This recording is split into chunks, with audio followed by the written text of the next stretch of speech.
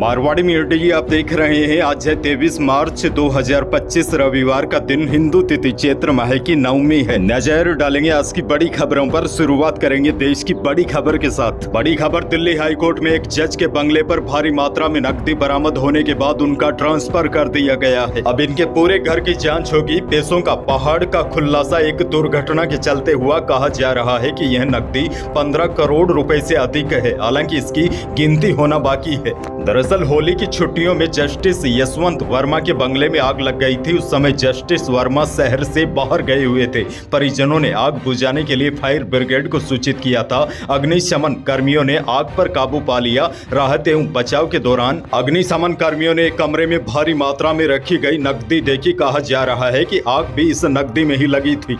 एक जज के पास इतनी बड़ी मात्रा में नकदी मिलना कहीं न कहीं बड़ा चिंता का विषय है। पुलिस ने यह जानकारी अब संबंधित एजेंसियों तक आगे पहुंचाई है। मामला आखिरकार भारत के मुख्य न्यायाधीश संजीव खन्ना तक पहुंच गया है। मामला काफी गंभीर है और कई सवाल खड़े हो रहे हैं। अब इस पूरे मामले की गहनता से जांच की जा रही है। आगे बढ़ेंगे। बड़ी खबर, आईपीएल के 18वें सीजन में शनिवार को धमाकेदार आगाज हो गया है। कोलकाता के ईडन गार्डन्स स्टेडियम में आयोजित ओपनिंग सेरेमनी में बॉलीवुड स्टार शाहरुख खान, विराट कोहली और रिंकू सिंह ने जमकर डांस किया। इस सेरेमनी को शाहरुख खान ने होस्ट किया। वहीं बड़ी जानकारी आपको यह भी दे दूं, आईपीएल 18 का opening match defending champion Kolkata night Riders और रॉयल चैलेंजर्स बेंगलुरु के बीच खेला गया। यानी कि पहला मैच केकेआर और आरसीबी के बीच हुआ। और इससे भी बड़ी बात यह है, इस मैच में जीत आरसीबी की हुई, यानी कि विराट कोहली वाली टीम। रॉयल चैलेंजर्स बेंगलुरु ने आईपीएल 2025 की पहली जीत अपने नाम की है। बहरहाल आगे बढ़ेंगे। राजस्थान से बड़ी खबर, राजस्थान में केंद्र सरकार की ओर से किसानों की फार्मर आईडी बनाई जा रही है ताकि किसानों को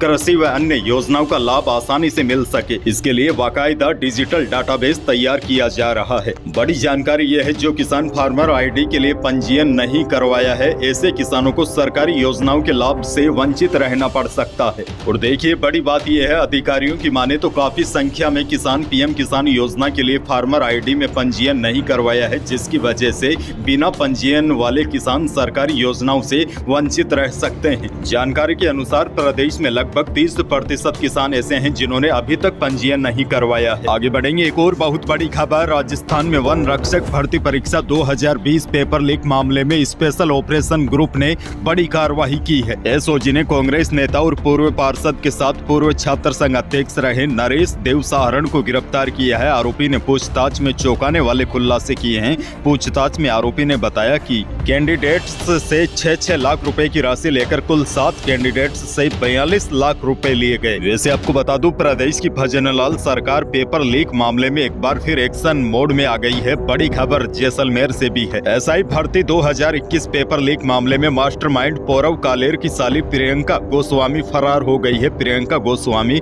जैसलमेर पुलिस लाइन में तैनात थी। दरअसल 18 मार्च को स्पेशल ऑपरेशन ग्रुप यानी कि एसओजी ने महिला ट्रेनी एसआई को पूछताछ के लिए आदेश जारी किया। शुक्रवार 21 मार्च को वह गायब हो गई। एसओजी के एडीजी वीके सिंह ने बताया, मास्टरमाइंड पौरव कालेर से पूछताछ की तो यह जानकारी सामने आई कि करीब 15 से 20 ट्रेनी एसआई को पेपर पढ़ाया था। उसमें साली प्रियंका गोस्वामी की दोस्त मोनिका भी शामिल थी। इसके बाद प्रियंका गोस्वामी को पूछताछ के लिए मुख्यालय बुलाया था, लेकिन प्रियंका गायब हो गई। यानी कि यह भी नकल करके ही बड़े ओहदे पर पहुंची थी। इसको इस बात का डर था कि कहीं उसको गिरफ्तार न कर लिया जाए, क्योंकि उसका झूठ सामने आ गया है। वैसे आपको बता दूं, एसओजी ने एक्शन करना शुरू कर दिया है। 10 से ज्यादा ट्रेनी एसआई एसओजी की रडार पर है और जो नकल करके पास हुए उन सभी को एक एक करके एसओजी अपने पास बुला रही है। खैर आगे बढ़ेंगे। बड़ी खबर, राजस्थान के सरकारी अस्पतालों में जरूरी दवाओं का स्टॉक खत्म हो गया है। यानी कि मुख्यमंत्री निःशुल्क दवा योजना वाली दवाएं खत्म हो चुकी है, जिसकी वजह से मरीजों को बाहर से दवाई खरीदनी पड़ रही है। जयपुर के एसएमएस हॉस्पिटल समेत कोटा, उदयपुर, अजमेर, जोधपुर आदि शहरों के सरकारी हॉस्पिटल में बीपी, शुगर, कैंसर, यहाँ तक कि बच्चों की खांसी बुखार की सिरप तक उपलब्ध नहीं है। दवाइयों की सप्लाई नहीं होने से पूरी व्यवस्था लड़खड़ा गई है और मरीजों को भी मोटा पैसा खर्च करके बाहर से दवाइयाँ खरीदनी पड़ रही है।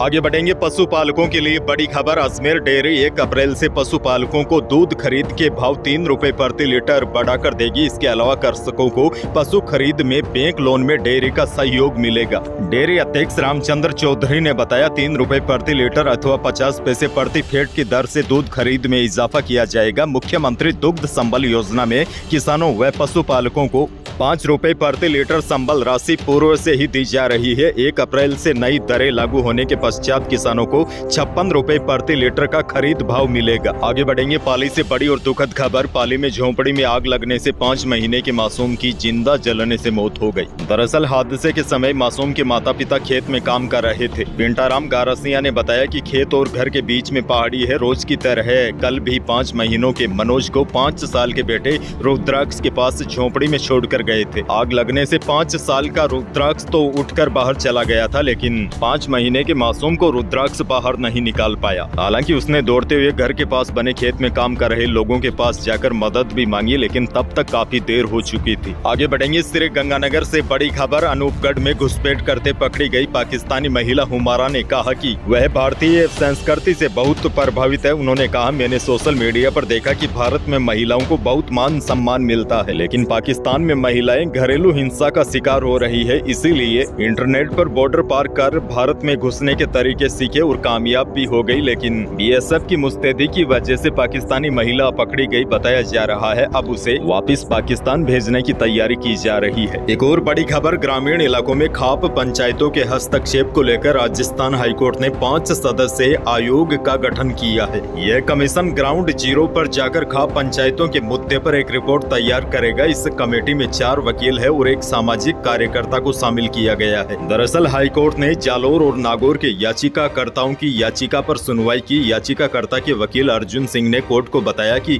पश्चिमी राजस्थान के कई जिलों में खाप पंचायतों का हस्तक्षेप देखने को मिलता है, जो अपने स्तर पर ही सामाजिक बहिष्कार और जुर्माना लगाने का फैसला सुनाते हैं। जैसे गाँव में झगड़ा हो जाता है या कुछ लोग गलत कार्य कर देते हैं तो मामला पुलिस तक नहीं पहुँचता, बल्कि खाप पंचायतें ही अपने स्तर पर सामाजिक बहिष्कार और जुर्माना लगाने का फैसला सुनाती है। एक और बड़ी खबर, विदेशी बाजार में नरमी के असर से जयपुर सराफा बाजार में सोने और चांदी की कीमतों में रिकॉर्ड गिरावट हुई है। चांदी 500 रुपए कम होकर 1 लाख रुपए प्रति किलो पर आ गई है। वहीं शुद्ध सोना भी 500 रुपए फिसल कर 90,300 रुपए प्रति 10 ग्राम आ गया है और जेवराती सोना यानी कि 22 कैरेट सोना भी 600 रुपए टूटकर 84,600 रुपए प्रति 10 ग्राम पर रहा। आपको बता दूं, जयपुर सराफा बाजार में पिछले 3 दिनों से सोने और चांदी के भाव में गिरावट का दौर देखा जा रहा है। पिछले 3 दिनों में चांदी के भाव 3000 से अधिक गिर गए हैं। अच्छा, किसान भाइयों को मौसम को लेकर भी बड़ी अपडेट दे दूं। प्रदेश में अब गर्मी अपने तेवर दिखाएगी। कमजोर पश्चिमी विक्षोभ प्रदेश से विदा हो गया है। फिलहाल आने वाले 4-5 दिनों तक प्रदेश भर का मौसम साफ रहेगा। 24 मार्च तक